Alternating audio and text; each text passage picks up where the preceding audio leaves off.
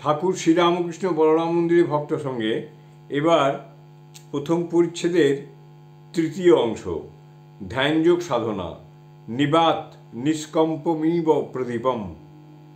সাধনার সময় আমি ধ্যান করতে করতে আরোপ করতাম প্রদীপের শিখা। যখন হাওয়া নাই, একটুও নড়ে না, তার আরোপ করতাম। গভীর ধ্যানে বাহ্য জ্ঞান শূন্য হয়। একজন ব্যাধ পাখি মারবার জন্য ত্যাগ করছে। কাছ দিয়ে বর চলে যাচ্ছে, সঙ্গে বরযাত্রীরা। কত রোশনাই, বাজনা, গাড়ি ঘোড়া এতক্ষণ ধরে কাছ দিয়ে চলে গেল। ব্যাধের কিন্তু হুঁশ নাই। সে জানতে পারল না যে কাছ দিয়ে বর চলে গেল।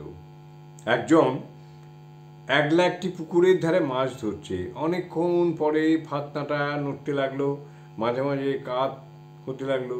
সে তখন ছিপ হাতে করে টান মারবার উদ্যোগ করছে। এমন সময় একজন পথিক কাছে এসে জিজ্ঞাসা করছে, মহাশয়, অমুক বাণিজ্যের বাড়ি কোথায় বলতে পারেন? কোনো উত্তর নাই। এ ব্যক্তি তখন ছিপ হাতে করে টান মারবার উদ্যোগ করছে। পথিক বারবার উচ্চ স্বরে বলতে লাগলো, মহাশয়, অমুক বাণিজ্যের বাড়ি কোথায় বলতে পারেন?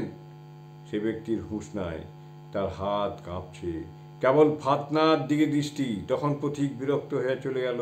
সে অনেক দূরে চলে গেছে। এমন সময় ফাতনাটা ডুবে গেল। আরও ব্যক্তি টান মেরে মাছটাকে আড়ায় তুললে। তখন গামছা দিয়ে মুখ পুছে চিৎকার করে পথিককে ডাকছে, ও হে, শোনো শোনো। পথিক ফিরতে চায় না। অনেক ডাকাডাকির পর ফিরল। এসে বলছে, কেন মহাশয়, আবার ডাকছো কেন? তখন সে বললে, তুমি আমায় কি বলছিলে? পথিক বললে, তখন অতবার করে জিজ্ঞাসা করলুম, আর এখন বলছো কি বললে? সে বললে, তখন যে ফাতনা ডুবছিল, তাই আমি কিছুই শুনতে পাই নাই। জয় ঠাকুর।